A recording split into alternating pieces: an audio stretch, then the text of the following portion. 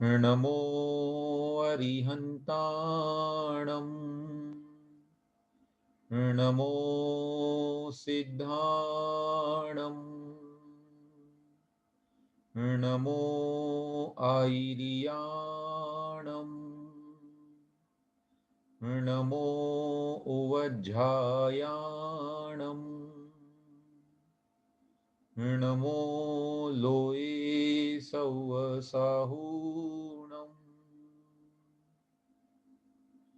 कायोत्सर्गाय तांगो जयति जिनपतिर्नाभिसूनुर्महात्मा मध्याह्ने यस्य भास्वा नुपरि परिगतो राजति स्मोग्रमूर्तिः चक्रं कर्मेन्दनाना मतिबहुदहतो दूरमौदास्यवात स्फूर्जत्सध्यानवन्ये रिवरुचिरतरः प्रोद्गतो विस्फुलिङ्गः। बोलिए पंच परमेष्टि भगवान की जय। देवाल्यव श्री 1008 चंद्र प्रभु भगवान की जय। परम पूज्य आचार्य श्री पद्मनंदी जी महाराज की जय। परम पूज्य आचार्य श्री विद्यासागर जी महाराज की जय। द्वादशांग जिनवाणी माता की जय।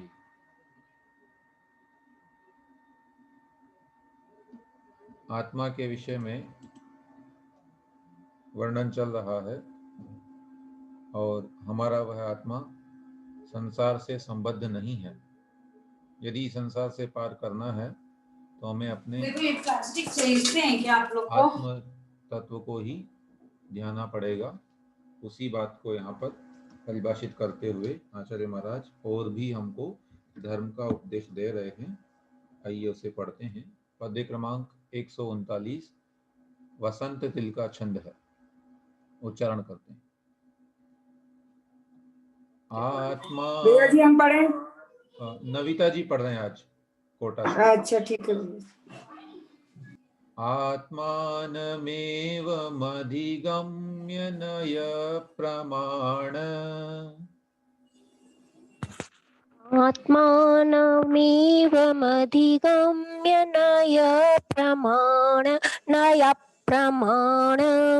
निक्षेपकादिभिरभिश्रयतैकचित्ताः निक्षेपकादिभिरभिश्रयतैकचित्तः भव्या यदीच्छत भवार्णवमुत्तरीतुम् भव्या यदीच्छत भवार्णमुत्तरीतुम्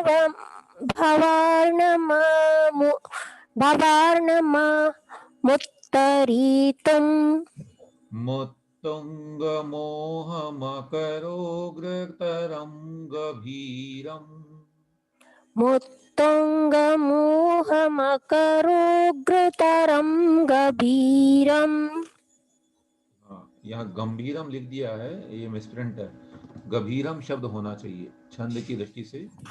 गभीरम पुस्तक में भी गभीरम ही दिया होगा। हाँ वही है। ठीक, पुनः पढ़ते हैं। आत्मानमेवमधिगम्य नय प्रमाण निक्षेपकादिभिरभिश्रयतैकचेत्तः भव्या यदीच्छत भवार्णवमुत्तरीतु मुत्तुङ्गमोहमकरोग्रतरं गभीरम्। देखें संधि विच्छेद में कितने शब्द हैं। आत्मानम एव अधिगम्य, 3 शब्द यहां से निकलेंगे। आत्मानम एव अधिगम्य नय प्रमाण निक्षेपक आदि भी ही। यहाँ संधि नहीं कर पाए, नहीं विच्छेद नहीं कर पाए। निक्षेपक आदि भी ही।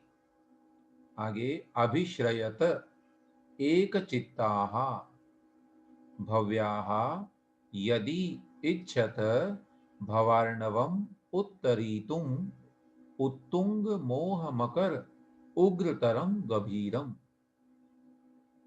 पहले पदच्छेद पर देखिए, एक एक शब्द का अर्थ देखते हैं, फिर बाद में अन्वय देखेंगे। आत्मानम एव, आत्मा को ही, अधिगम्य जान करके, कैसे, नय प्रमाण निक्षेपक आदि भी ही, नए प्रमाण निक्षेप इत्यादि के माध्यम से, है ना, जो भगवान के आगम में नए प्रमाण निक्षेप इत्यादि बताए हैं, उनसे आत्मा को जानकर अभिश्रयत, आश्रय लीजिए, एक चित्ताहा, एकाग्र चित्त वाले होकर, भव्याहा, हे भव्य जीवों, यदि, यदि, इच्छत, चाहते हो, क्या चाहते हो, भवार्णवम उत्तरीतुम, संसार रूपी समुद्र को तैरना, उसको पार करना चाहते हो, तो कैसा है वो, उत्तुंग मोह मकर उग्रतरम, अर्थात बहुत ही ऊंचे ऊंचे, अर्थात विशाल काय, मोह रूपी मकर यानी मगरमच्छ से, उग्रतरम यानी जो भयंकर हो रहा है, जिसमें बहुत बड़े बड़े विशाल काय मोह रूपी मगरमच्छ विद्यमान है, ऐसे, और गभीरम यानी बहुत ही गहरे। अब ये तो हो गया इसका शब्दार्थ। अब इसी को जब सीक्वेंस में लगाएंगे अन्वय में, तो ये इसका अर्थ होगा, भव्याहा, हे भव्य जीवों, यदि, यदि आप लोग, उत्तुंग मोह मकरोग्र तरम, भयंकर मोह रूपी मकरों से उग्र, या उनसे भयंकर हो रहा है जो, ऐसे, और गभीरम यानी गहरे, भवार्णवम संसार रूपी समुद्र को, उत्तरितुम इच्छत, उत्तीर्ण करना चाहते हो, पार करना चाहते हो, तैरना चाहते हो, तो नय प्रमाण निक्षेपादि भी ही, नए प्रमाण और निक्षेपक जो कि आगम में कहे हैं, तत्वात सूत्र में आपने पढ़े भी होंगे, उनके द्वारा, अनेक प्रकार के नए हैं जिसमें 7 नए इत्यादि का वर्णन यहाँ किया है, अभी पढ़ेंगे अपन लोग, उनके द्वारा आत्मानम अधिगम्य, आत्मा को जानकर, एक चित्ताहा, एकाग्र मन से, अभिश्रयत मतलब उसका आश्रय ग्रहण कीजिए, आत्मा को स्वीकार कीजिए। ठीक है, भावार्थ में यही कह रहे हैं कि फिर भी आचार्य उपदेश देते हैं, हे भव्य जीवों, यदि तुम मोह रूपी मगर से सहित और गंभीर संसार रूपी समुद्र को तरने की इच्छा करते हो, तो एक चित्त होकर नए प्रमाण तथा नाम स्थापना आदि के द्वारा आत्मा को भली भांति जानो और उसी का आश्रय करो। ये इसका समेकित अर्थ हुआ। बिल्कुल सरल है, और कोई जिज्ञासा तो आप बताइएगा। उससे पहले यहाँ विशेषार्थ में नयों के भेद और अनेक अन्य जो कहे गए हैं, उसको थोड़ा सा अपन पढ़ते हैं, देखते हैं क्या कह रहे हैं यहाँ पर। ज्ञाता के अभिप्राय को नय कहते हैं। कोई भी व्यक्ति जो कहने की इच्छा है, जो उसको कहने का उसका जो अभिप्राय है, उसको नय कहते हैं। तात्पर्य यह है कि प्रमाण के द्वारा ग्रहण की गई वस्तु के एक देश माने द्रव्य अथवा पर्याय आदि में वस्तु का निश्चय करने को नय कहा जाता है। ठीक है ना, प्रमाण तो संपूर्ण वस्तु को देखता है, और नय जो है उसको किसी अपेक्षा से देखता है। वह द्रव्यार्थिक और पर्यायार्थिक नय के भेद से 2 प्रकार का है। नय के 2 भेद हो गए, द्रव्यार्थिक और पर्यायार्थिक। जो द्रव्य की मुख्यता से वस्तु को ग्रहण करता है वह द्रव्यार्थिक, तथा जो पर्याय की प्रधानता से वस्तु को ग्रहण करता है वह पर्यायार्थिक नय कहा जाता है। इनमें से द्रव्यार्थिक नय के 3 भेद होते हैं, नेगम, संग्रह और व्यवहार। जो पर्याय कलंक से रहित, सत्ता आदि सामान्य की विवक्षा से सब में अभेद यानी एकत्व को ग्रहण करे, वह शुद्ध द्रव्यार्थिक संग्रह नय कहलाता है ना। संग्रह नय का मतलब हो गया जो सभी को एक जैसा मानता हो, सबकी आत्माएं समान हैं, सव्वे शुद्धाहु शुद्ध नया, सभी लोग जो हैं शुद्ध नय से शुद्ध ही हैं। इसके विपरीत जो पर्याय की प्रधानता से 2 आदि और अनंत भेद रूप वस्तु को ग्रहण करता है, उसे अशुद्ध द्रव्यार्थिक व्यवहार नहीं कहा जाता है। व्यवहार नहीं में क्या होगा, अलग अलग भेद, अरे आप तो ऐसे हो, मैं ऐसा हूं, ऐसे अनंत भेद हो जाएंगे आत्माओं के।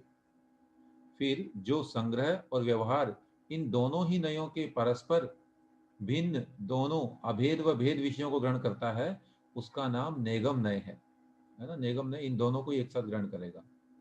आगे पर्यायार्थिक नय 4 प्रकार का है, ऋजुसूत्र, शब्द, समविरूढ़ और एवं भूत। इनकी परिभाषाएं, इनमें से जो 3 काल विषयक पर्यायों को छोड़कर केवल वर्तमान काल विषयक पर्याय को ग्रहण करता है वह ऋजुसूत्र नय है। जैसे जो आगे बताएंगे उदाहरण। जो लिंग, संख्या, काल, कारक, पुरुष आदि अर्थात व्याकरण के व्यभिचारों को दूर करके वस्तु को ग्रहण करता है उसे शब्द नय कहते हैं। जैसे लिंग व्यभिचार, जैसे स्त्रीलिंग में पुल्लिंग का प्रयोग करना। जैसे उदाहरण के लिए तारका के लिए स्वाति शब्द का प्रयोग करना इत्यादि व्यभिचार शब्द नय की दृष्टि में अग्राह्य नहीं है, माने वैसा बोल सकते हैं। जैसे भारतवर्ष में अगर हम एग्जाम्पल लें, अभी वर्तमान में जो दही एक शब्द है, तो आधे लोग तो बोलते हैं दही जमता है और आधे बोलते हैं दही जमती है, तो दोनों भी ठीक है, वो ना शब्द नय की अपेक्षा उसमें दोष नहीं आएगा। जो एक ही अर्थ को शब्द भेद से अनेक रूप में ग्रहण करता है उसे शब्द नय कहते हैं। जैसे एक ही इंद्र, ये शब्द नहीं होगा, ये शब्द तो पहले आ गया ना, समविरूढ़ होना चाहिए। जैसे एक ही इंद्र व्यक्ति ईंधन क्रिया के निमित्त से इंद्र, शकन क्रिया के निमित्त से शक्र और पुरों के विदारण करने से पुरंदर कहा जाता है। इस नय की दृष्टि में पर्याय शब्दों का प्रयोग अग्राह्य है, क्योंकि एक अर्थ का बोधक एक ही शब्द होता है, समानार्थक अन्य शब्द उसका बोध नहीं करा सकते। इसलिए जिस समय जो कार्य कर रहा हो वैसा ही उसमें अर्थ ग्रहण करना चाहिए, किया जाता है इस नय की अपेक्षा। पदार्थ जिस क्षण में जिस क्रिया में परिणत हो उसको जो उसी क्षण में उसी स्वरूप से ग्रहण करता हो उसे एवं भूत नय कहते हैं। इस नय की अपेक्षा इंद्र जब शासन क्रिया में परिणत रहेगा तब ही वह इंद्र शब्द का वाच्य होगा, न कि अन्य समय में भी। इस प्रकार से ये नयों का छोटा सा वर्णन किया। फिर प्रमाण कह रहे हैं। प्रमाण सम्यक ज्ञान को कहा जाता है और वह प्रत्यक्ष और परोक्ष के भेद से 2 प्रकार का है। जो ज्ञान इंद्रिय, मन एवं प्रकाश और उपदेश आदि बाह्य निमित्त की अपेक्षा से उत्पन्न होता है वह परोक्ष कहा जाता है। उसके 2 भेद हैं, मति ज्ञान और श्रुत ज्ञान, जो कि हमारे होते हैं। जो ज्ञान इंद्रियों और मन की सहायता से उत्पन्न होता है उसे मति ज्ञान कहते हैं, और इसी मति ज्ञान से जानी हुई वस्तु के विषय में जो विशेष विचार उत्पन्न होता है वह श्रुत ज्ञान कहलाता है। फिर प्रत्यक्ष प्रमाण 3 प्रकार का है, अवधि ज्ञान, मनःपर्य ज्ञान और केवल ज्ञान। इनमें जो इंद्रिय आदि की अपेक्षा न करके द्रव्य, क्षेत्र, काल और भाव की मर्यादा लिए हुए रूपी पदार्थों को ग्रहण करता है उसे अवधि ज्ञान कहते हैं। ये सीधे आत्मा से होता है, इंद्रियों की अपेक्षा इसमें नहीं होती।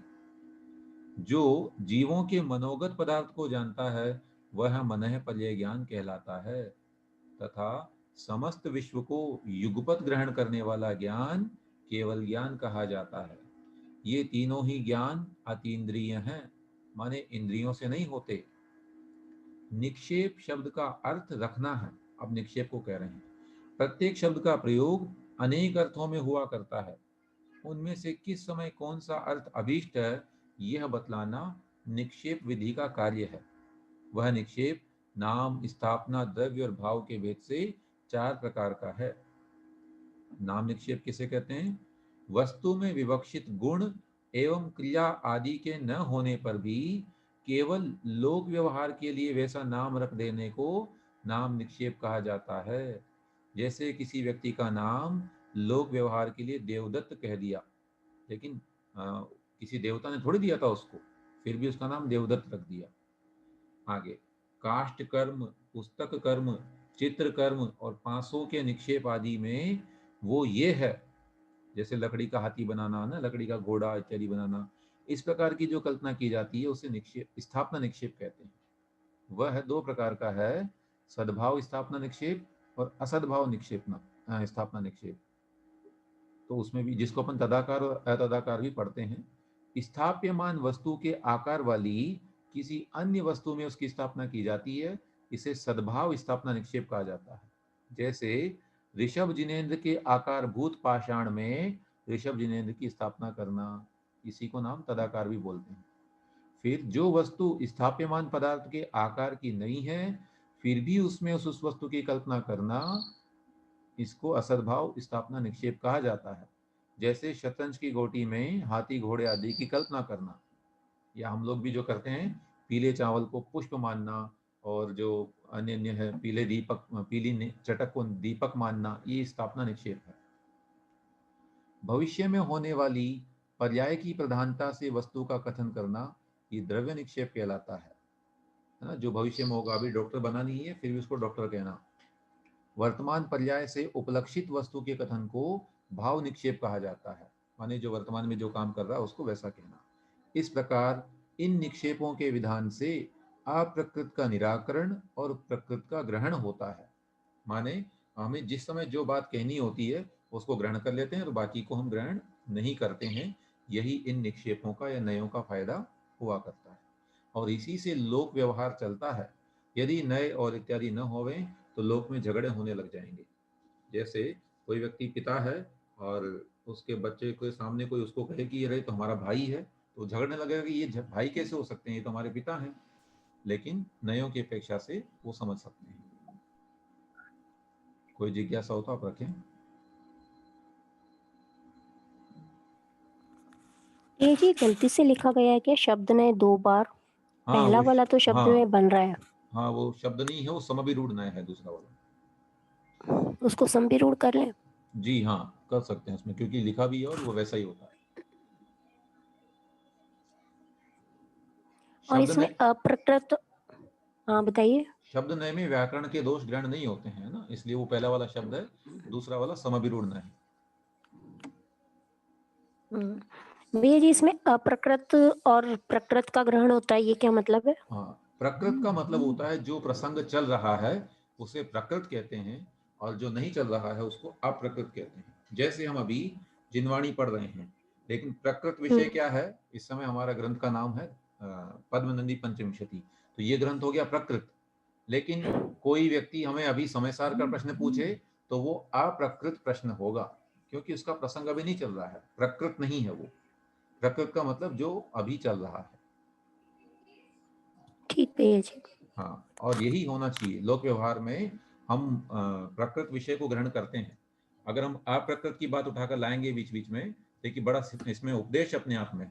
मान लीजिए जिस समय हम किसी व्यक्ति के बारे में बात कर रहे हैं और उसी समय हम पुरानी बातों को लेकर बैठ जाएं, अगर कि उस समय उसने हमारे साथ लड़ाई की थी या कोई क्रोध कर दिया था हमारे ऊपर, तो फिर व्यवहार नहीं चल पाएगा और हम आगे नहीं बढ़ पाएंगे, झगड़ते रहेंगे।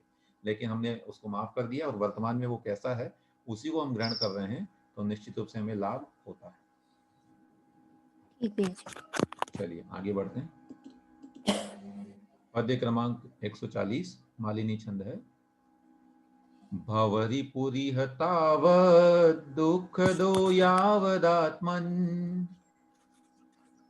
भवरिपुरिह तावद् दुःखदो यावदात्मन् तव विनिहत धामा कर्म संश्लेष दोषः तव विनिहित धामा कर्म संश्लेष दोषः स भवति किल राग द्वेष हेतोस्तदादौ स भवति किल राग द्वेष हेतोस्तदादौ झटिति शिव सुखार्थी यत्नतस्तौ जहीहि झटिति शिव सुखार्थी यत्नतस्तैतो जहीति जही जहीति जहीति लिखा आपकी पुस्तक में? नहीं जहीहि। हाँ ठीक है, पुनः पढ़ता हूँ। भवरिपुरिह तावद् दुःखदो यावदात्मन् तव विनिहत धामा कर्म संश्लेष दोषः स भवति किल राग द्वेष दोष द्वेष हेतोस्तदादौ झटिति शिव सुखार्थी यत्नतस्तौ जहीहि। क्या कह रहे हैं? भवरिपुः इह तावत् दुःखदः यावत् आत्मन् तव विनिहत धामा कर्म संश्लेष दोषः सह भवति किल राग द्वेष हेतोः तत् आदौ झटिति शिव सुखार्थी यत्नतः तौ जहीहि। पदच्छेद में ही देखें एक एक शब्द को।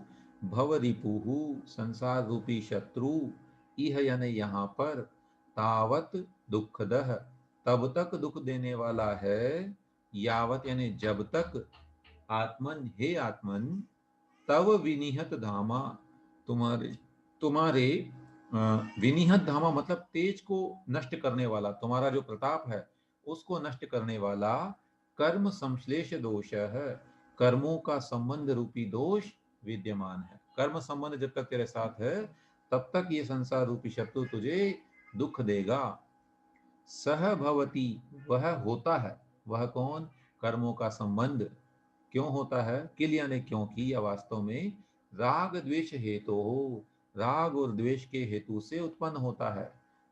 तत् यानी इसलिए, आदौ सबसे पहले, झटिति शीघ्र ही जल्दी से, शिव सुखार्थी मोक्ष के सुख को चाहने वाला व्यक्ति, यत्नतः प्रयत्न पूर्वक प्रयास करके, तौ यानी उन दोनों को, जही ही माने छोड़ दे।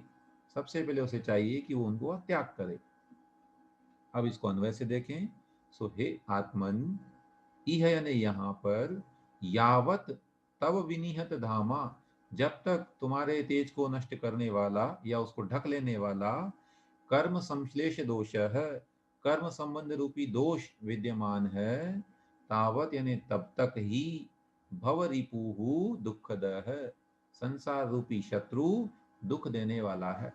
जब तक कर्म है तब तक दुख, और जैसे कर्म हटेंगे दुख नष्ट हो जाएगा। किल यानी वास्तव में, सह यानी वह कर्मों का संबंध क्यों होता है? राग द्वेष हेतु हो भवती, राग द्वेष के कारण होता है, राग द्वेष के हेतु से उत्पन्न होता है। तत् यानी इसलिए, आदौ सबसे पहले, शिव सुखार्थी मोक्ष सुख को चाहने वाला व्यक्ति, झटिति यानी झट से, शीघ्र से, तौ जही ही उन दोनों को छोड़ दे, ये उसका दायित्व है। उन दोनों को, किन दोनों को? राग और द्वेष को, है ना, क्योंकि राग द्वेष की वजह से कर्म है और कर्मों की वजह से दुख है और संसार रूपी शत्रु है। जैसे ही राग द्वेष छूटेंगे, धीरे धीरे कर्मों का आश्रय भी कम होगा और हम बंधन से मुक्त होने लगेंगे। सो आचार्य कहते हैं, भैया जी बोलिए। भैया जी आप बोलिए पहले। ठीक है। आचार्य कहते हैं कि अरे आत्मा, जब तक तेरे साथ समस्त तेज को मूल से उड़ाने वाला कर्मों का बंध लगा हुआ है, तब तक तुझको ये संसार रूपी बेरी नाना प्रकार के दुखों को देने वाला है, तथा वह संसार रूपी बेरी राग द्वेष से उत्पन्न होता है। इसलिए यदि तू मोक्ष सुख का अभिलाषी है तो शीघ्र ही राग द्वेष को त्याग कर, जिससे तेरी आत्मा के साथ कर्म का बंध नहीं रहे और तुझे संसार का दुख न भोगना पड़े। अब पूछिए क्या कह रहे थे? भैया जी हम ये जैसे मोहनी कर्म के क्षय से मोह खत्म हो जाता है, तो राग द्वेष किस कर्म के क्षय से माने? राग द्वेष मोहनी कर्म की तो प्रकृतियां हैं, रति अरति जो आता है ना उसमें। अच्छा, 9 कक्षाएं और सारी ये 16 हाँ, ये सब सब उसमें आ जाएंगे। राग द्वेष उसी से रिलेटेड। हमें बड़े अच्छे लगते हैं देखने में ये, लेकिन होते नहीं है। खास करके द्वेष ठीक। तो फिर भी छूट जाए, लेकिन राग नहीं छूटता, राग ज्यादा बड़ा शत्रु है। पर प्रशस्त राग को तो सही माना है। वहां अलग बात है, वो प्रशस्त जो है वो भी संसार अवस्था तक ही है। जब आगे आगे उसकी भूमिका बढ़ेगी जीव की, तो वह भी धीरे धीरे छूट जाएगा। ठीक भैया जी। जी चलिए। भैया जी, द्वेष को छोड़ने का सबसे अच्छा साधन क्या है? द्वेष को छोड़ने का साधन है सबसे मित्रता करिए। मैत्री में सर्वभूतेषु, सभी जीवों में जो है मित्रता का भाव होगा, तो फिर द्वेष किस बात का होगा? नहीं, ऐसा नहीं है, पर ऐसा कुछ होता है ना कि किसी पर्टिकुलर चीज को या किसी चीज से अपनी घृणा रहती है, या किसी व्यक्ति को देख के वो अपन को कभी पसंद नहीं आता, उससे द्वेष ही होता है। कोई कारण नहीं है, कोई निमित्त नहीं है, फिर भी द्वेष होता है। तो इसको छोड़ने के लिए क्या किया जाए? नहीं, तो ये भावना जो है हमारी, हम जो सामयिक पाठ पढ़ते हैं और मेरी भावना इत्यादि में पढ़ते हैं, उसको ही प्रैक्टिकल या व्यवहार में लाना है। हम किसी से द्वेष क्यों करें, या उसमें भाव आ भी रहे हैं तो ये सोचें कि इसने हमारा क्या बिगाड़ा है। हम अगर इसने कुछ किया भी है, मन में ऐसा भाव आ रहा है, तो हे प्रभु मैं क्षमा चाहता हूँ और अब आगे से हम जो है मित्रवत ही रहें, हमारे जीवन में किसी प्रकार की द्वेष बुद्धि उत्पन्न न हो। किसी को देख के हो सकता है होती हो ऐसी, पूर्व जन्म के भी कर्मों का उदय रहता है, कमठ और पार्षद भगवान का भी चलता रहा वैर, तो ये चीजें होती है। जन्म वैर भी होता है कई बार, देखते ही जो है ना अकारण ही देखते ही उस व्यक्ति को लगता है कि अरे ये तो मेरे काम का नहीं, ऐसे करके। लेकिन कोशिश की जानी चाहिए कि हम सभी के प्रति और नियमित रूप से यदि भावना भाएंगे तो निश्चित रूप से हमें जो है, और आजकल तो यही हो रहा है, भगवान परम पूज्य प्रमाण सागर जी महाराज साहब भावना योग करवाते हैं, उसमें भी यही आपको भावनाएं सुनने को मिलेंगी। इसी प्रकार ब्रह्म सागर जी महाराज अर्हम योग करवाते हैं, उसमें भी जब ध्यान की प्रक्रिया आती है तो सर्वत्र यही बात आती है। तो वहाँ जो है कुल मिलाकर के जो सामायिक पाठ इत्यादि में कहा गया है वही भावनाएं हैं कि मैं सभी प्राणियों से मित्रता रखता हूँ, वैरम बज्झम न केणवी, मेरा किसी के साथ बैर नहीं है। ये भावनाओं को ज्यादा भाएंगे तो निश्चित रूप से हमें द्वेष कम होता जाएगा। चलिए जी एक और भैया काव्य, जी। अगला काव्य है 141, स्रग्धरा छंद है। लोकस्य त्वं न कश्चिन् न स तव यदिह स्वार्जितं भुज्यते कः।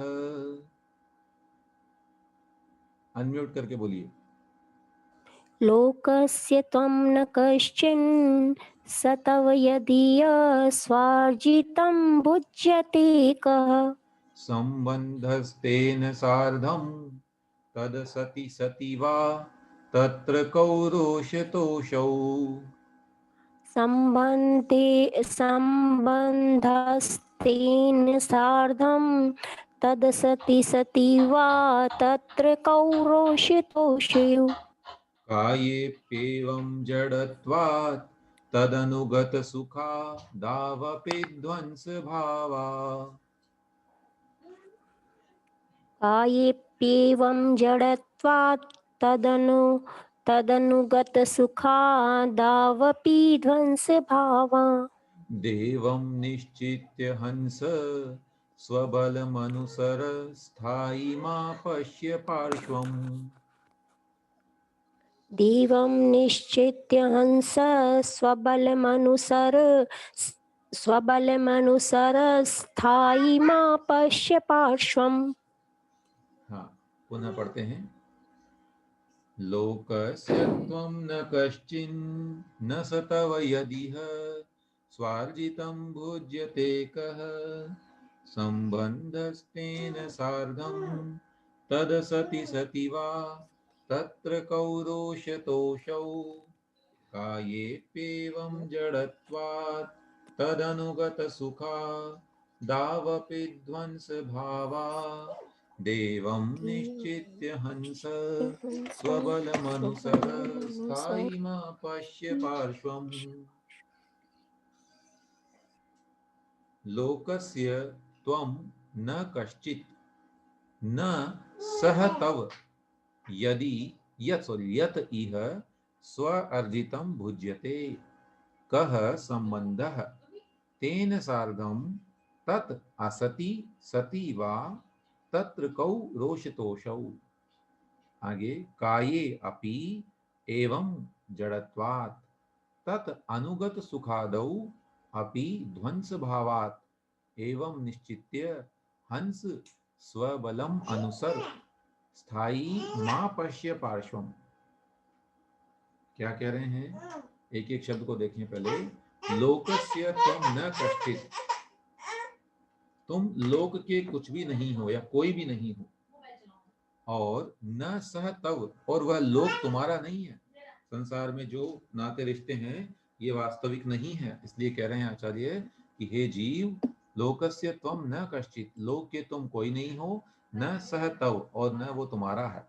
यत यानी जो, या क्योंकि, यह ने यहाँ पर स्व अर्जितम भुज्यते, अपना कमाया हुआ ही भोगा जाता है। आपने जो कर्म किए उसी का फल आपको मिलता है। इसलिए कह संबंध तेन सार्धम, उसके साथ यानी उस लोक के साथ, संसार के साथ तुम्हारा क्या संबंध है। अतः तत् असति सति वा, उसके नहीं होने पर या होने पर, कौ रोष तोषौ, क्यों रोष यानी क्रोध और तोष यानी संतोष। तो गुस्सा या प्रसन्नता जो है वो क्यों करते हो, क्यों राग द्वेष करते हो, ये सब तुम्हारे है ही नहीं। काये अपि, और शरीर में भी इसी प्रकार से, एवं यानी इसी प्रकार क्यों रोग राग द्वेष करते हो, क्योंकि काय कैसी है, जड़त्वात्, वो तो जड़ है, उसके प्रति क्या राग द्वेष करना। और तदनुगत सुखादौ, उस शरीर से संबंधित जो सुख इत्यादि हैं, शारीरिक सुख जो हैं, उनके अंदर भी क्यों राग द्वेष करते हो, क्योंकि ध्वंस भावात, वे तो नष्ट होने वाले हैं, ज्यादा रहने वाले नहीं हैं। इस प्रकार एवं यानी इस प्रकार निश्चित्य, निश्चय करके, पक्का करके मन को, हंस, हे राजहंस या हे आत्महंस, आत्मा को हंस की उपमा देते हुए कह रहे हैं, स्वबलम अनुसर, अपनी शक्ति का अनुसरण करो, अपनी शक्ति को पहचानो। और स्थाई माँ पश्य पार्श्वम, पार्श्व मैंने पास में स्थित, जो कुछ भी तुम्हारे पास में स्थित है, ये शरीर, ये संसार, ये रिश्तेदार, ये मकान, जो भी है, इन सबको स्थाई माँ पश्य, स्थाई मत मानो, ये स्थाई नहीं है, अपितु क्षण भंगुर है। ठीक है, तो अब इसको अन्वय से बैठाते हैं यदि, तो हे हंस, त्वम लोकस्य न कश्चित, तुम लोक के कोई नहीं हो, सह तव न, वह लोक भी तुम्हारा कुछ नहीं लगता है। इह यानी यहाँ, स्वार्जितम भुज्यते, अपना कमाया हुआ ही भोगा जाता है।